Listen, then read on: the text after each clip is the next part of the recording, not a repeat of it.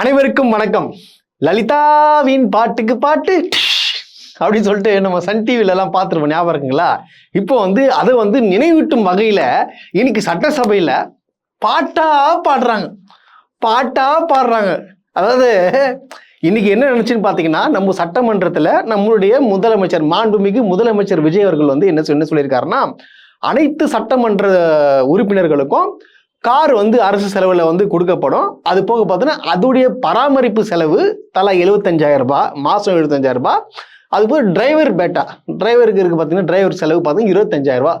டோட்டலாக பார்த்தீங்கன்னா 1,00,000 ரூபாய் கொடுக்குறாங்க மாசம், பிளஸ் கார். சரிங்களா? இப்போ இந்த கார் கொடுத்ததுக்காக பார்த்தீங்கன்னா இங்கே நிறைய பேர் பார்த்தீங்கன்னா வாழ்த்தி புகழ்றாங்க. இது பார்த்தீங்கன்னா ஜோதிமணின்றவர் விசிகா எம்எல்ஏ சொன்னார், அவர் கஷ்டப்படுறவர் போல, அவருக்கு கார் இல்லை அப்படின்னு சொல்லிட்டு கேட்டாரு. உடனடியாக எல்லாருக்குமே கார் கொடுக்கறதா சொல்லி அங்க ஒரே பாராட்டு மழைகள் புரிகிறது. அதாவது பாத்தீங்கன்னா, யாரை மகிழ்விக்க இந்த காரை கொடுக்குறீங்க, யாரு செலவுல காரை கொடுக்குறீங்க, ஊரா வீட்டு காசுல நெய் செய்யலாமா விஜய் சார் அப்படின்னு சொல்லிட்டு கேட்க தோணுமா தோணாதா? ரோஸ்ட் பிரேஸ் சப்ஸ்கிரைபர்களுக்கு வணக்கம். கடுமையான நெருக்கடியில தான் உங்களுக்கு தொடர்ந்து வீடியோ போட்டுட்டு இருக்கோன்று உங்களுக்கும் நல்லாவே தெரியும். நம்முடைய சேனல் வளர்ச்சிக்கு உங்களுடைய பங்களிப்பு கொடுக்கணும்னு நினைச்சீங்கன்னா இந்த QR கோடு மூலமாக உங்களுடைய பங்களிப்பை நீங்க கொடுக்கலாம். நன்றி. அதாவது பாத்தீங்கன்னா, விவசாயிகள் கடனை தள்ளுபடி பண்ண சொல்லி கேட்டுட்டு இருக்காங்க. ஏகப்பட்ட பேர் என்ன பண்ண, மாற்றுத்திறனாளிகள் வண்டி வேணும் கேட்டு நிறைய அப்ளிகேஷன் மாண்புமிகு முதலமைச்சர் கொடுத்துருக்காங்க. அதுக்கெல்லாம் நடவடிக்கை எடுத்து உடனடியா கொடுத்திருந்தா உங்களை போற்றி புகழ்ந்திருப்பாங்க. ஆனா சார் இல்லாதவர், அது ஜோதிமணின்றவர் பார்த்தீங்கன்னா இல்லாதவர், அவர் கொடுக்கறது தப்பு கிடையாது. அதுனா எல்லாருக்கும் கொடுக்கறது, எல்லாருக்கும் எவன் வீட்டு காசுல கொடுப்பீங்க சார்? அதாவது இது கேளுங்க, அநியாயத்தை. எல்லார்ட்டையும் கார் இருக்குது, இருந்தாலும் இன்னொருத்தர் ஏன்னு சொல்றாப்புல, காமராஜ் எம்எல்ஏ, அது இப்போ தெரியல உங்களுக்கு, அந்த அமமுக நைசா காருக்குள்ள பதுங்கி போனா பாருங்க அந்த எம்எல்ஏ என்ன சொல்றாரு, சார் எங்கிட்ட கூட கார் இருக்குது, ஆனா முதலமைச்சர் கொடுத்த கார்ல நாங்க போனா கெத்தா இருக்கும் சார். கெத்தா இருக்குமா? இருக்கும். மக்களாகி நீங்க பார்க்கணும், எதுக்கு இந்த செலவு, யார் வீட்டு காசுல இந்த செலவு, மக்கள் பணத்துல கார் கொடுக்குறாங்க. என்னங்க அது? ஏன் விஜய் தானே உச்சத்தை விட்டு வந்திருக்காருல, பல கோடி சம்பாரிச்சிருக்காரு, போயிட்டு கொடுக்குறதானே. அவர் செலவுலயே கொடுத்திருந்தா போற்றி புகழ்ந்திருப்பாங்க. மக்கள் காசுல இந்த கார், அதை ஏங்க இது கார் இப்ப தேவைங்க எல்லாருக்கும் கார்ன்றது தேவையா? அரசு செலவுல பாத்தீங்கன்னா அப்படி பார்த்தா 234 எம்எல்ஏக்களும் கார் கொடுக்கணும். அப்போ ஒரு கார் வேலை என்ன ஆகுது? மாசம் அது 75,000 ரூபாய். மாசம் 75,000 ரூபாய். எங்க BMW பெரிய ஆடி காருக்கெல்லாம் மாசம் 75 ரூபாய் ஆகாதுங்க. அதுக்குதான் என்ன பண்றாங்க, ஒரு பக்கம் இப்படின்றாங்க, இன்னொரு பக்கம் லலிதாவின் பாட்டுக்கு பாட்டு. இந்த கார் கொடுத்த முதலமைச்சருக்கு நான் ஒரு பாட்டு பாடி டெடிகேட் பண்ணலான் இருக்கேன். மாண்புமிகு பேரவை தலைவர் அவர்களே, மாண்புமிகு முதல்வரே, ரொம்ப மகிழ்ச்சியா இருக்குது. இதுக்காக ஒரு பாடல் மூலமாவே நன்றி சொல்லிடுறேன். கொடுத்ததெல்லாம் கொடுத்தார், இவர் யாருக்காக கொடுத்தார்? ஒருத்தருக்காக கொடுத்தார், இல்லை ஊருக்காக கொடுத்தார். ஒருத்தருக்காக கொடுத்தார், இல்லை ஊருக்காக கொடுத்தார். கொடுத்ததெல்லாம் கொடுத்தார், யாருக்காக கொடுத்தார்? கொடுத்ததெல்லாம் கொடுப்பார், இல்லை ஊருக்காக கொடுத்தார். ஊருக்காக கொடுத்தாருன்னு அது கை காட்டுறாங்களாம், அப்படி சிரிச்சுக்கினே, அப்படி கலகலப்பா. இதுக்கு எதிர்பார்ட்டு யாரு? சபாநாயகர். சொல்லத்தான் நினைக்கிறேன், சொல்லாமல் தவிக்கிறேன். ஐயோ, பல தலைவர்களை பாட்டு சட்டமன்றமா இருக்குது, பாட்டு பாடி கொண்டாடி மகிழ்விக்கிறாங்க. இப்ப சபாநாயகர் யார் சொல்லத்தான் நினைக்கிறேன் சொல்லாமல் தவிக்கிறேன்னு திமுக எம்எல்ஏக்களை பார்த்து ஒரு கலாய்கிறாப்பல்லையா? இது என்ன பண்றதுன்னு தெரியலங்க. அதாவது சட்டமன்றம், அதாவது ஊரே இப்போ இந்தியாவே பார்த்துருக்கேன் போல இந்த மாதிரி நிகழ்வுகள்லாம் நடந்தது பார்த்தா. ஆனா எம்எல்ஏக்கெல்லாம் உட்காந்து போறோம், எல்லாம் கஷ்டப்படுறோம். கார்லாம் கிடையாது, சும்மா கார் கிடையாது.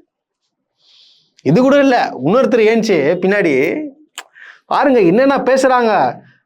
எனக்கு பார்த்தீங்கன்னா வேலை இல்லாமல் வந்துச்சு, கார் இல்லாமல் வந்துச்சு, அதனாலே எனக்கு லவ் ஃபெயிலியர் ஆயிடுச்சு.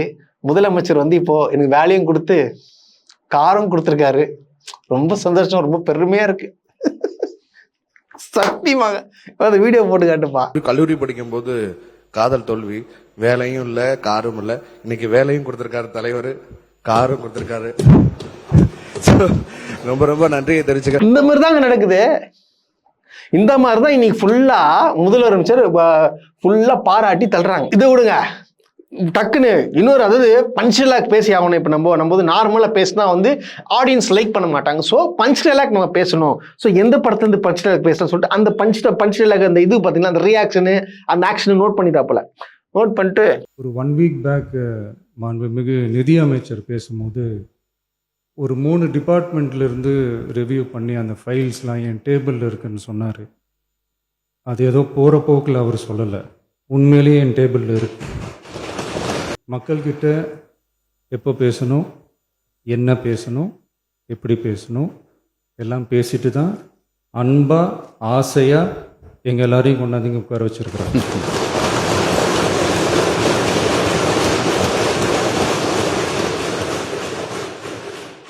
நான் பேசுவேன், பேசக்கூடாதுலாம் ஒன்றும் இல்லை. இடைத்தேர்தலையாவது சில பேருக்கு நல்லது நடக்கணும்ல. என்ன எதுக்கு எடுத்தாலும் ஆதாரம் காட்டுங்க ஆதாரம் காட்டுங்க அப்படின்னு சொல்லிட்டு கேட்குறீங்க. குற்றச்சாட்டு தான் ஏற்றுங்க, ஆதாரம் காட்டுங்க ஆதாரம் காட்டுன்றீங்க. கொஞ்ச நாளைக்கு முன்னாடி நிதி அமைச்சர் வந்து 3 துறையோட ஃபைல்ஸ் இருக்கு முதலமைச்சர் டேபிளில் வச்சுன்னு சொன்னாங்களே, அது வந்து போகிற போக்கெல்லாம் வச்சுட்டு போல இருக்கு, என் டேபிள் டக்குது. ஆனால் அதை எப்போ ஓப்பன் பண்ணுவோமோ அப்போ ஓப்பன் பண்ணுவோம். என்னமோ சொன்னீங்க, நாங்களாம் வந்து ஒன்றுமே இல்லைன்னு. மக்கள் வந்து நாங்கள் அன்பால் பேசி அன்பால் ஓட்டு கேட்டு தான் நாங்கள் வந்து இந்த நிலைமையில் உக்காந்துட்டு இருக்கோம்.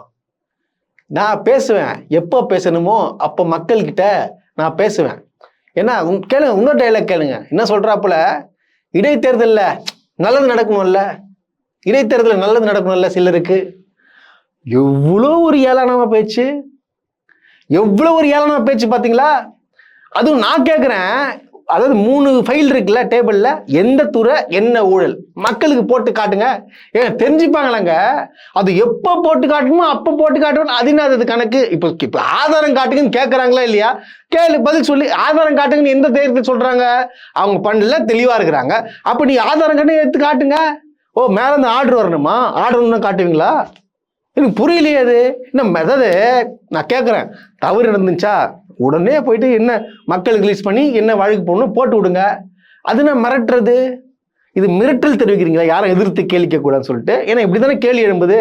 யாராச்சும் குற்றஞ்சாட்டு வச்சாங்கன்னா, வா எங்களுக்கு டேபிள் இருக்குதுங்க, இந்த இந்த துறையில் ஊழல் நடந்துக்குது, இதை வந்து நாளைக்கு 4 அன்னைக்கு வந்து ரிலீஸ் பண்ண போகிறேன், அது சொல்லிட்டு போங்க, முடிஞ்சு போச்சு. அது என்ன மிரட்டுறதுன்னு கேட்குறேன்.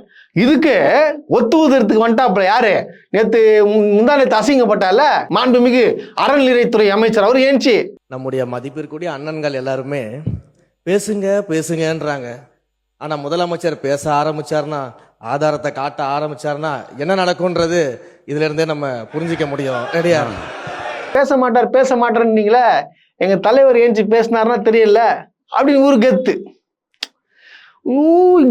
என்னன்னா துதி பாடுறதுல அப்படியே போட்டுக்கிட்டு இருக்காங்க, போட்டி போடுறாங்க. அப்படியே படத்தை வச்சே பேசுறது.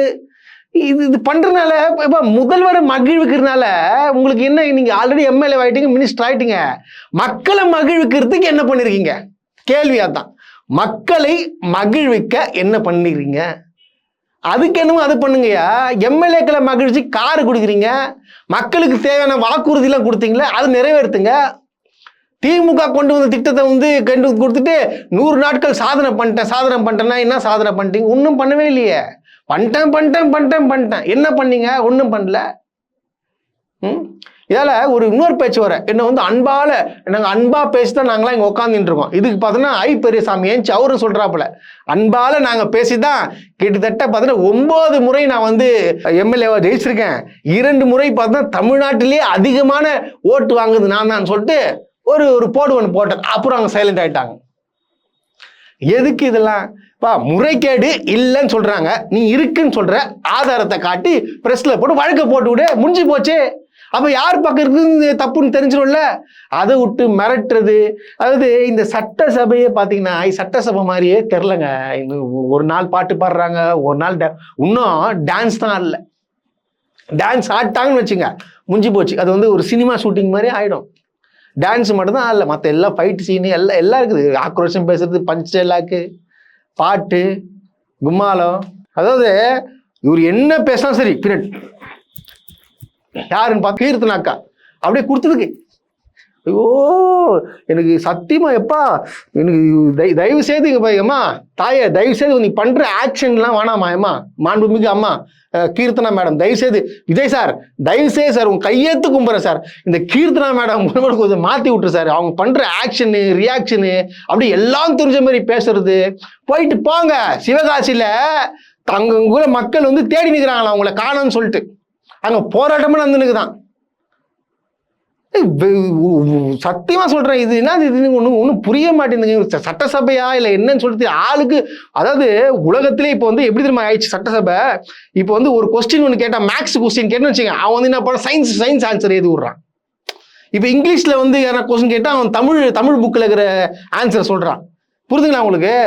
என்ன எக்ஸாமுன்னே தெரியாம வந்து நிக்கிறது. கேட்ட கேள்வி இப்போ வரைக்குங்க எதிர்கட்சியான திமுக கேள்வி கேட்டதுக்கு இப்போ வரைக்கும் எந்த சைடு டிவிக்கு இருந்து ஒரு பதில் வரல.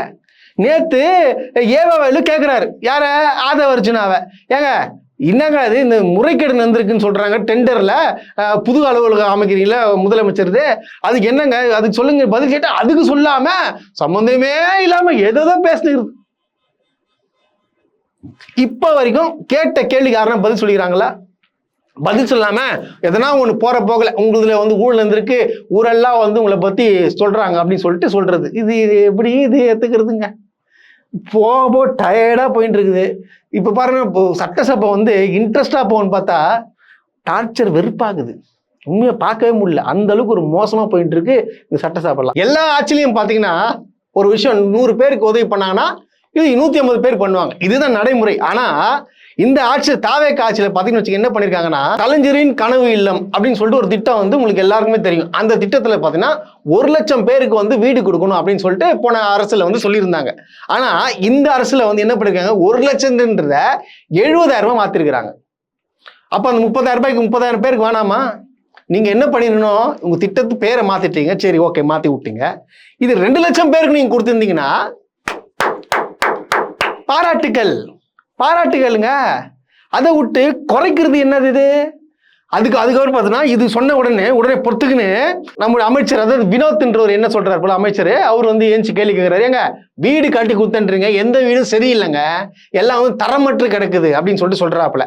அதுக்கு வந்து பெரியசாமி எந்திரிச்சு ஏழை எளிய மக்கள் குடிசையில் வாழ்ந்த மக்களுக்காக குடிசையை அகற்ற வேண்டும் 17 லட்சம் குடிசை இருக்கு அவையெல்லாம் அகற்ற வேண்டும் என்று 1971 எங்களுடைய முன்னாள் முதல்வர் முத்தமிழறிஞர் கலைஞர் அவர்கள் 1 லட்சம் கான்கிரீட் வீடுகளை இந்தியாவில் எந்த மாநிலத்திலும் இல்லாதவருக்கு ஏழை எளிய மக்களுக்கு குடிசையில் வாழக்கூடிய மக்களுக்கு 1 லட்சம் வீடுகளை அன்றைக்கு கட்டி கொடுத்து இந்தியாவிற்கு வழிகாட்டினார்கள். நாங்கள் வந்து குடிசை இல்லா தமிழ்நாடு கொண்டு வரணும்னு சொல்லிட்டு கொண்டு வந்தோம். அது பார்த்தீங்கன்னா நம்ம வந்து பார்த்தீங்கன்னா அந்த கட்டுமான பொருட்கள் கொடுக்கல நம்ம கிட்ட இருந்து இந்த மாதிரி இடம் இருக்குது அந்த பத்திரத்தை காட்டி காசை வாங்கிட்டு போகுதுன்னு அவங்க மலிவான பொருட்கள் வாங்கி வீடு கட்டுறாங்க. அது எப்படி அரசு பொறுப்பெடுத்துக்கணும்? கரெக்டா இல்லையாங்க? இப்போ இது எப்படி ஊழல் ஆகும்? இப்போ அவங்க கொடுக்க வேண்டிய காசு என்ன 3,50,000 ரூபாய். அந்த 3,50,000 ரூபாய் கொடுத்தாச்சு. இப்போ அவங்க வந்து என்ன பண்ணணும் அதுக்கு எது தரமான கற்கள் எல்லாமே சேர்த்து வாங்கி கட்டணும். அது கட்டாம தரமற்ற வீடு கட்டிட்டு இருந்தா அதுக்கு எப்படி அரசு பொறுப்பே இருக்கும்? கரெக்டா இல்லையா தான் கேட்கிறாரு. இதை விட்டுட்டு அதாவது எந்த திட்டம் கொண்டு வந்தாலும் எதனா ஒரு குறை சொல்றது குறை தயவுசெய்து தாவேக அரசுக்கு ஒரு வேண்டுகோள். நீங்க வந்து மாற்றத்துக்காக வந்தீங்க. நீங்க என்ன பண்ணணும் மற்றவர்களை குறை சொல்றதை விட்டுட்டு நம்ம என்ன பண்றோம் அவங்க அப்படி பண்ணாங்கன்னா பண்ணிட்டு போட்டோம்யா அவங்க வேற நம்ம என்ன பண்ணோம் நம்ம தரமான பொருட்கள் கொடுக்கணும் மக்களுக்கு தேவையான திட்டங்கள் அனைத்தும் கொடுக்கணும். நம்மளை வந்து விமர்சனம் வைக்கிறவங்களையும் விமர்சிக்காத மாதிரி நம்மளை வந்து பிரைஸ் பண்ற மாதிரி நம்ம நடந்துக்கணும் அப்படின்னு சொல்லிட்டு இந்த ஆட்சி நடத்தணும். நல்ல ஆட்சி இது என்னது? அதாவது ஒரு பெரிய மாற்றம் சொன்னீங்க. ஆனா வந்து எல்லாமே பழைய என்ன நடந்துச்சோ அதே மாதிரி நீங்களும் வந்து தூக்கிட்டு வந்து இதே மாதிரி மற்றவங்களை குறை சொல்லினே இருந்தா எப்படி? இது குறை சொல்லாதீங்க. குறை சொல்றது யாரோட வேலை? எதிர்கட்சியோட வேலை. அதை நீங்க காதுல வாங்காம நீங்க என்ன பண்ணணும் மக்களுக்கான திட்டத்தில் மக்கள் தமிழ்நாடை வந்து பாத்தீங்கன்னா 11.19 விழுக்காடு அதாவது பாத்தீங்கன்னா பொருளாதாரத்துல வளர்ச்சி அடைந்து முதலமைச்சர் விஜய் அவர்களுக்கு கையில கொடுத்துட்டு போயிட்டாரு ஸ்டாலின். நீங்க என்ன பண்ணணும் 20 விழுக்காட கொண்டு வரணும். அதுக்கு என்ன பண்ணணும் மக்களோட வாழ்வாதாரம் என்ன பண்ணணும்? 1008 பிரச்சனை இருக்குது. தண்ணி வரல, கரண்ட் இல்லை, கரண்ட் பில் ஏறி இருக்குது, சட்டம் ஒழுங்கு பிரச்சனை, ஏகப்பட்ட விஷயம் நடந்திருக்கு. அதுல வந்து கான்செஷன் பண்ணணும். அதை பண்ணாம சும்மா எதிர்கட்சியை குறை சொல்லி இந்த அங்க அப்படி இப்படி இருந்துச்சு டார்ச்சரா இருக்குங்க. இதுதான் நடந்துச்சு ஃபுல்லாவே சட்டசபையில.